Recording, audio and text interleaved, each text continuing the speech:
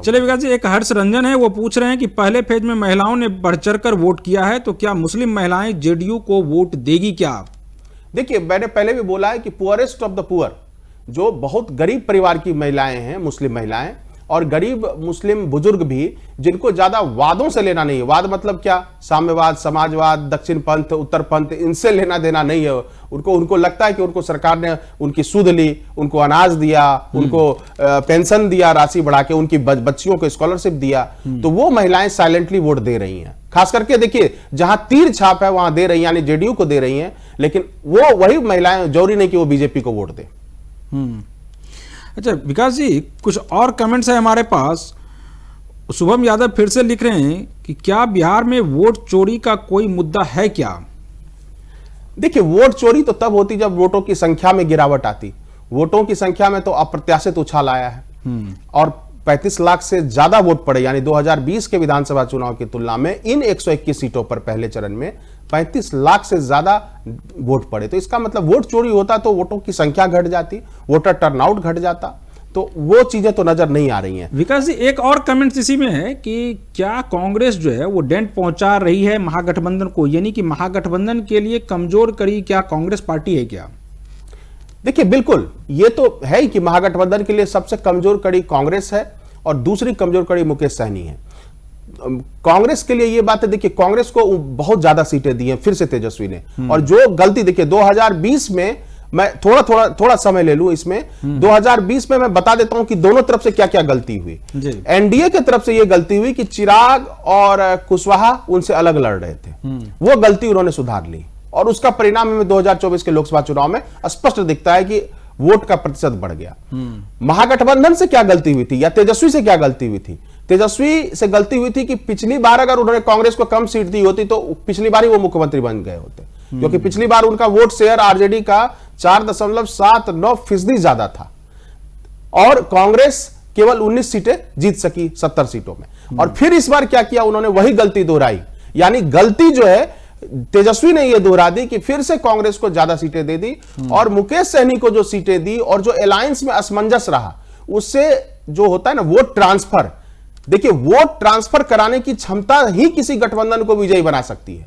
लेकिन जिस तरह से मुकेश सहनी के साथ हुआ या जो गौड़ा बौराम में हुआ, आप वहां जाइए, सहनी समाज के लोगों से पूछिए, वो गौड़ा बौराम ने पूरे मिथिलांचल के सहनी समाज टूट के जो है वो महागठबंधन से टूट के एनडीए की तरफ चले गए, क्योंकि वहां गौड़ा बौराम में मुकेश सहनी के अपने भाई संतोष सहनी जो वीआईपी पार्टी के राष्ट्रीय अध्यक्ष है, उनको अंतिम समय विड्रॉल करा दिया गया। तो वो सहनी समाज अपने को अपमानित महसूस कर रहा है। हाँ, एक चीज तेजस्वी की सबसे बड़ी मास्टर स्ट्रोक साबित होगी, खास करके कोसी और मधेपुरा के पूरे इलाके में, जो कोसी सुपौल ये सब है, वहां पूरा ये, क्योंकि जो ताती तत्वा समाज है वो आईपी गुप्ता की वजह से वो जुटता दिख रहा है, इसलिए कई ऐसी सीटें हैं सहरसा, मधेपुरा, सुपौल में जहां महागठबंधन को फायदा होता दिख रहा है। विकास जी, एक और कमेंट है, वो पूछ रहे हैं कि आरके सिंह गवर्नमेंट पर करप्शन के बहुत बड़े आरोप लगा रहे हैं, क्या उसका एनडीए को नुकसान हो सकता है क्या?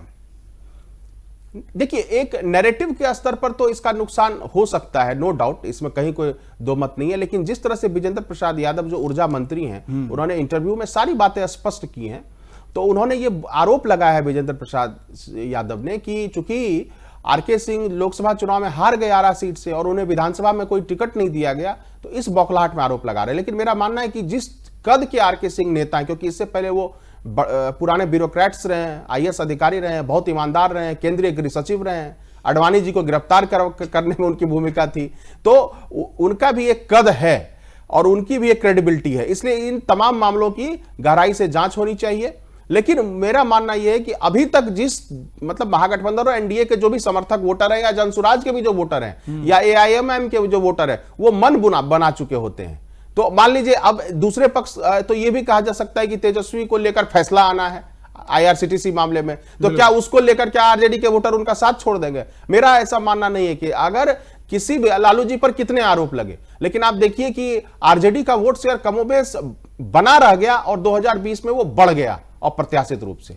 विकास जी, एक तुफैल राजा है, वो पूछ रहे हैं कि समस्तीपुर में दिख गया कि कैसे वीवीपैट के साथ खेल हुआ है, आज आपने देखा भी, यानी कि आप देखिए, हालांकि उस वो जो है वो गलत वो है, यानी कि उसको जो है खारिज भी कर दिया और कहा गया ये कि वो मॉक पोल जो होता है ना उसके लिए है, और उसके लिए एक एआरओ को भी सस्पेंड कर दिया गया कि अगर वो भी पर्ची है जो 5% ईवीएम है उसमें हजार वोट डालकर मॉक पोल किया जाता है और बाद में उस पर्ची को डिस्ट्रॉय कर दिया जाता है, नहीं जला दिया जाता है, लेकिन वो जलाया नहीं गया, उसी को लेकर एआरओ को सस्पेंड किया गया है। लेकिन क्या ये नैरेटिव चल रहा है? क्या आरजेडी ने जो इसको पोस्ट किया उसके बाद क्या ये नैरेटिव चल पड़ा है क्या?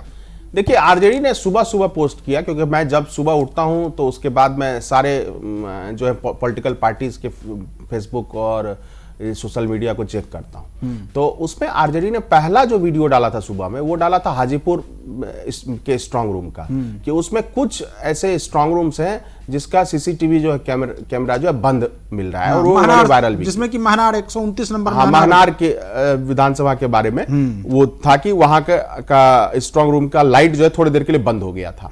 एक तो ये आरोप है, और दूसरा जो है ये वीवीपैट वाला है। मुझे लगता है वीवीपैट वाले में तो मामला क्लियर हो गया, लेकिन चुनाव आयोग को और जो वहां रिटर्निंग ऑफिसर हैं, डिस्ट्रिक्ट रिटर्निंग ऑफिसर, उनको हाजीपुर वाले मामले पर स्पष्टीकरण जरूर देना चाहिए कि आखिर क्यों ये गलती हुई कि स्ट्रांग रूम के लाइट से बंद हो गए, सीसीटीवी कैमरा बंद हो गया, और दूसरी बात किसी अन्य जिले के स्ट्रांग रूम में ये गलती ना हो, इसको सुनिश्चित करना चाहिए। और सबसे बड़ी बात देखिए, विपक्ष भी सतर्क है।